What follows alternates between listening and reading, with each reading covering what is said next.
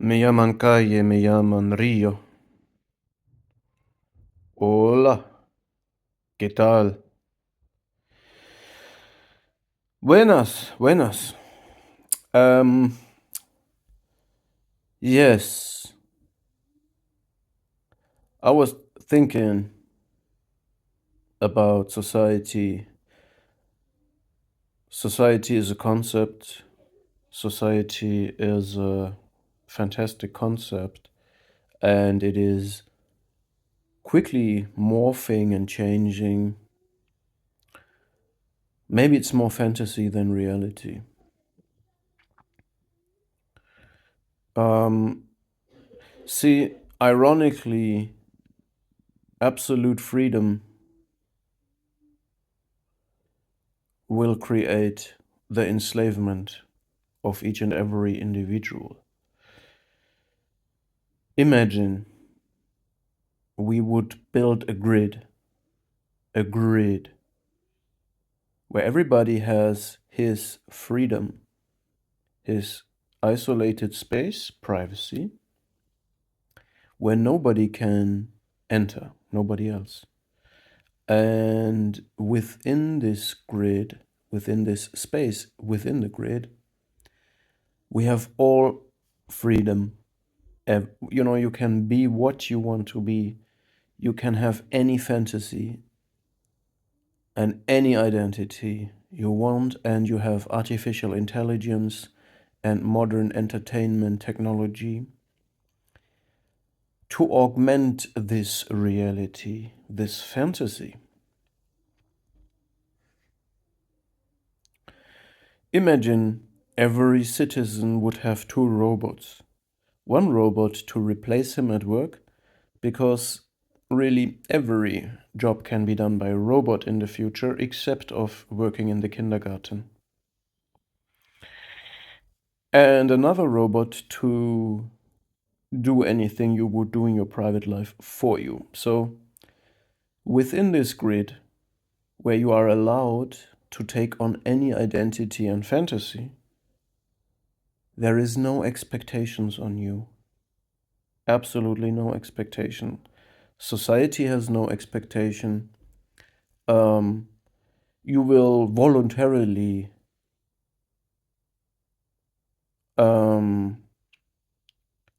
reject every person that has an expectation on you. So you will reject every person because you will have artificial intelligences and virtual reality that is much more pleasing, and you can adjust it in a way that it is not attacking you violently like other people would. Because we will regress into a state then where somebody that we meet in reality says hello, and we will perceive this as a violent attack against our grandiose self. So we will avoid any other person, any reality check. Reality will be dissolved through this freedom and replaced by infinite micro fantasies. And people will get highly vulnerable because, yeah, this is basically, this would be planned narcissism. So everybody lives in a micro cult bubble of his own identity fantasy, and there is no expectations. So they have a they will have a grandiose sense of self that is not rooted in any reality or real accomplishments or any reality, and therefore a super vulnerable ego, and they will lose all ability to interact with people, and they have absolutely no frustration tolerance anymore. And there's no expectation, right? So if you expect something, this is a violent attack, even if you just say hello. Yeah, so society is changing. Imagine in this grid, there comes an alien attack from the outside. Aliens come and eat these little bubbles. They consume them, they kill it. And then a small group of people realizes that and creates a resistance. They start fighting them. And it's very hard, but they have a chance to do it. And they wage war against the alien threat that is consuming this, that is infiltrating the borders of this imagined country. The people within the grid that see this happening will complain. They say, hey, we want peace. Why are you fighting? You know? So they will be so delusional that they criticize everything they see outside, even if it is saving them. Yeah.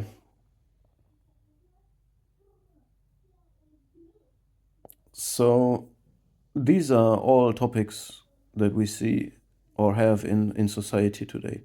There's people who are only criticizing everything and living in their comfortable bubble, taking no responsibility or contributing nothing.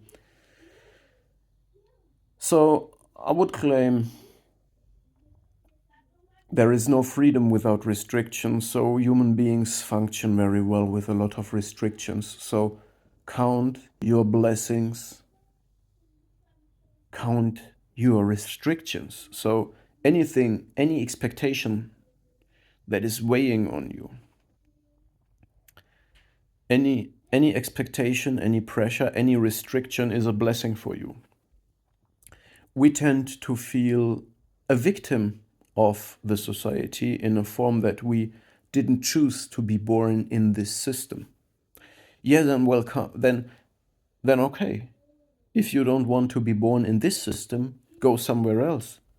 If you can't function in this state, go to another state. Try it there. If you can't go there, go somewhere into the wild in nature. Just live in the Amazon or in the Yukon, in Alaska. You know, if you can't function there, you are, you know, there is no chance for you to function anywhere. You can only live with the victim mentality, and I think that is okay. But then, what then we can't afford these vulnerable, grandiose senses of self that take protection and support and tolerance and integration from the functioning core of society, and at the same time these people elevate themselves. They kind of contempt and look down in a humiliating way on the people functioning and building the structures.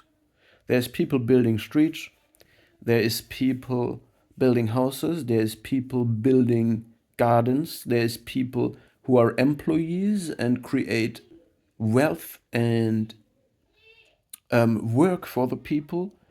There is people who contribute to society and they create services, all of this.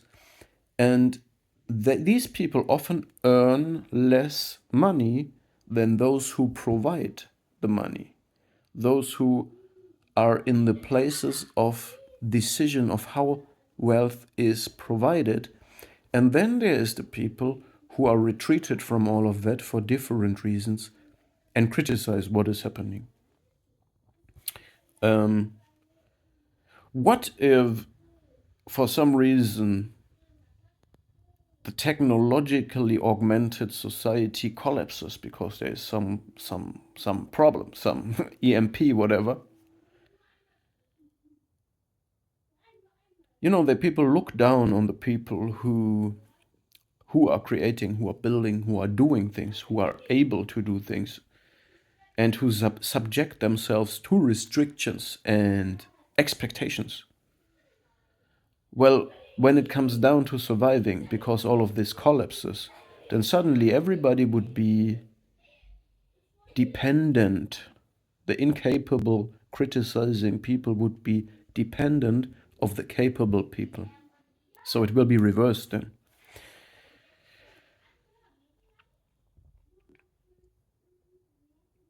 I just want to give these things to think about.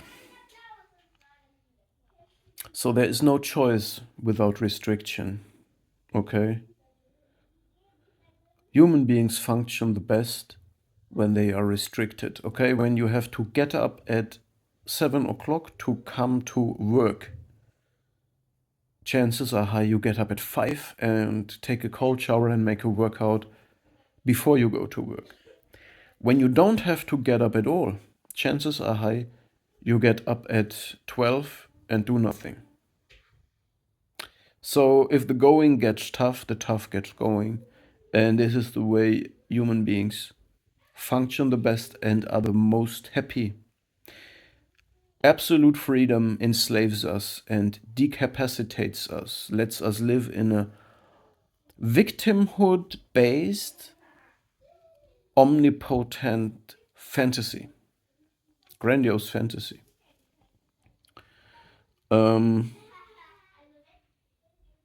Only very few people can operate very well with real freedom. They become artists. But even being an artist can be a very narcissistic thing. But I'm not here to judge everybody, right? I'm just telling you how I see society develop and possibilities, how it could go in this fashion. I also said something about kids, that the core of society has always been people who have kids and raise kids, functioning parents. Functioning citizens come from functioning parents. In most cases. I also made videos about orphans. Orphans can be extremely valuable, super individuated, functional, lovable, adorable beings. No question about this. I believe, from my personal experience, my own, I would almost say my only friend, my best friend is, you could say, an orphan.